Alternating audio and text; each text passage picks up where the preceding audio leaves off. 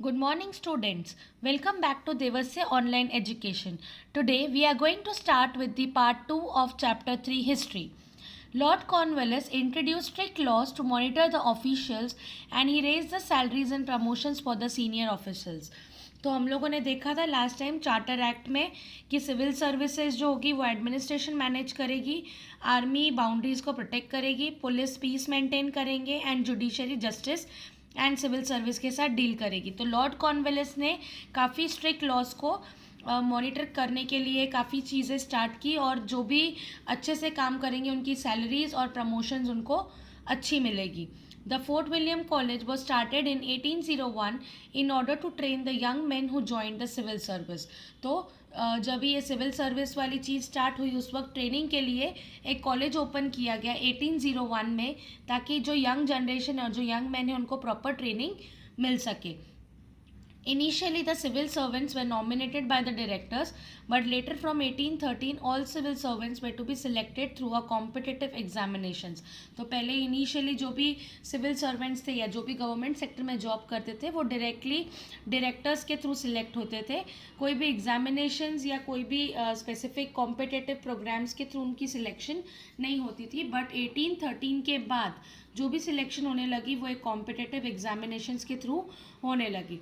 Cornwallis regulations where called the Cornwallis code. मतलब जो Lord Cornwallis थे इनके जो रूल्स और रेगुलेशंस थे उनके जो टर्म्स थे उनको उन्होंने नाम दे दिया था एज कॉर्नवालिस कोड.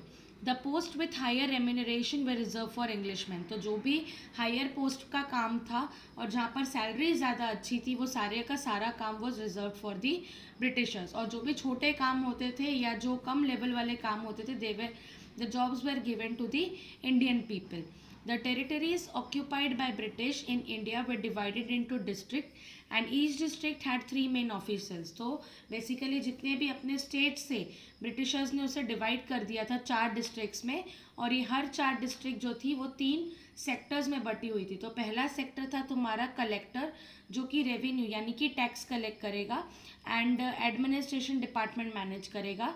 दूसरा था magistrate maintain the law and order. तो मैजिस्ट्रेट जो होगा वो पुलिस वाला काम करेगा कि लॉ एंड ऑर्डर को मेंटेन करेगा.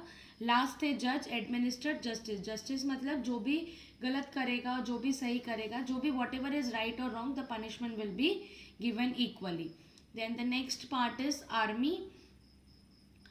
The army was an important sector for defending and consolidating the British rule in India. Army was needed to conquer more territories and also to protect the territories from enemies and rivals. तो army जो basically थी वो एक काफ़ी important role play करती थी क्योंकि वो लोग बाउंड्रीज को डिफेंड करते थे एंड उसमें आर्मी में there was a combination of British person as well as the Indian people. और जो आर्मी थी वो लोग बेसिकली उनका मेन काम होता था कि जो भी टेरिटरीज खाली होगी जहाँ पर ब्रिटिश का रूल नहीं है वो लोग जाकर उसे कैप्चर करने का काम करते थे और काफ़ी हद तक अपने दुश्मनों से और जो भी उनकी दुश्मनी जिनके साथ थी उनसे अच्छे से वो लोग फाइट कर लेते थे because there was a mixture of both the British army as well as the Indian army.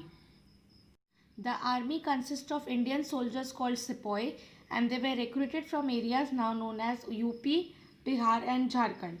Army was well organized and disciplined.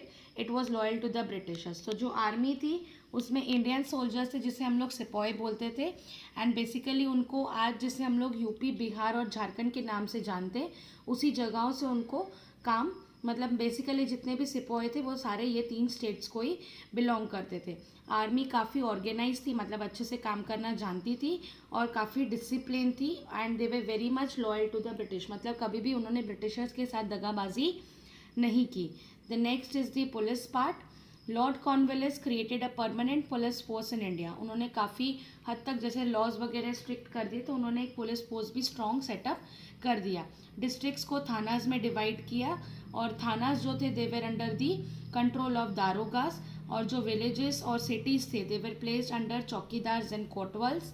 And the district superintendent of police that is DSP post was created to look after law and order in the entire district. तो जो DSP थे उनका काम था कि law और order को maintain करना पूरे डिस्ट्रिक्ट में.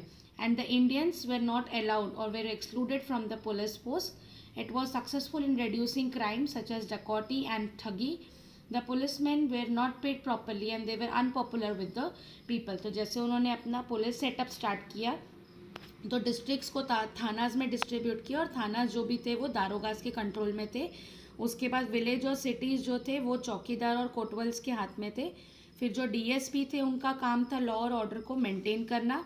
बट द पुलिस फोर्स में बेसिकली इंडियन पब्लिक नहीं थी, मतलब इंडियंस को पुलिस फोर्स में जॉब नहीं दी जाती थी। एंड पुलिस फोर्स जो ब्रिटिशर्स की थी वो काफ़ी हद तक सक्सेसफुल थे कि उन्होंने जो चोरी चकारी डाकू वगैरह जो काम होते वो सारे कम हो चुके थे। एंड जो पुलिसमैन थे भले वो ब्रिटिशर्स थे या इंडियंस थे, उनको पेमेंट प्रॉपर नहीं होती थी, मतलब सैलरी प्रॉपर नहीं थी।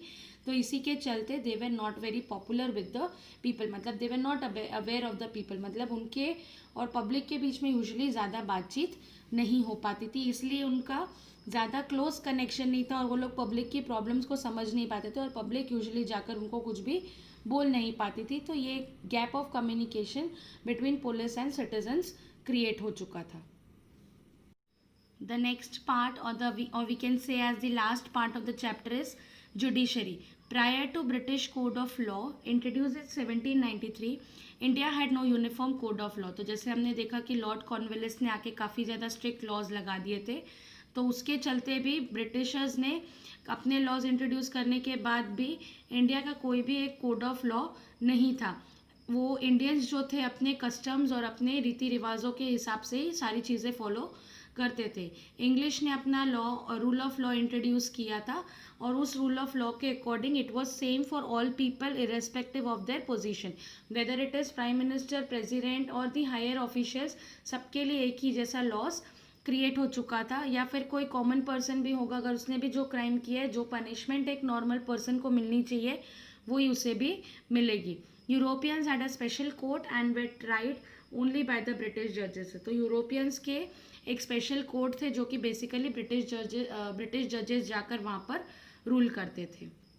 इन 1833 a law commission was set up to codify the Indian law. तो जब हमने देखा कि ब्रिटिशर्स ने अपने कोड ऑफ लॉ बनाए हैं तो इंडियंस को ऐसा लगा कि हमारा भी खुद का लॉ होना चाहिए, तो इसी के चलते उन्होंने आईपीसी, जिसे हम लोग इंडियन पेनल कोड बोलते हैं, वो एस्टैब्लिश किया। और वहाँ पर उसी को एस्टैब्लिश करने के बाद उन्हें ऐसा लगा कि अभी हमारा खुद का कोर्ट होना चाहिए, तो जिसे हम लोग कहते हैं एपेक्स कोर्ट, मतलब सबसे हाईएस्ट अथॉरिटी वाला जो कोर्ट होता है वो होता है तुम्हारा सुप्रीम कोर्ट। वो जाकर उन्होंने सेटअप किया इन द ईयर 1774 और 3 स्टेट्स में सेटअप किया था, कैलकाटा, बॉम्बे एंड मैड्रास। और सुप्रीम कोर्ट जो होगा उसके बाद हमारा कोर्ट में आता है हाई कोर्ट, जो कि हर स्टेट में होता है। उसके बाद उन्होंने हाई कोर्ट सेटअप किए and they were establish at this places. Indian जजेस वेर अपॉइंटेड एज जजेस इन द सबॉर्डिनेट कोर्ट। तो इंडियन जजेस जो थे उन्हें सबॉर्डिनेट कोर्ट में काम मिला, मतलब ना तो सुप्रीम कोर्ट में मिला ना तो हाई कोर्ट में, बट जो सबसे डाउन लेवल वाले जो कोर्ट्स होते हैं वहाँ पर इंडियंस को जॉब मिल गई। So in this way we finish up with the chapter. If you people have any kind of doubts, you can ask me in the live lecture on next Wednesday, and the question answer part and the objective part I'll give you in writing on Saturday lecture. Thank you. Bye bye all of you. Take care.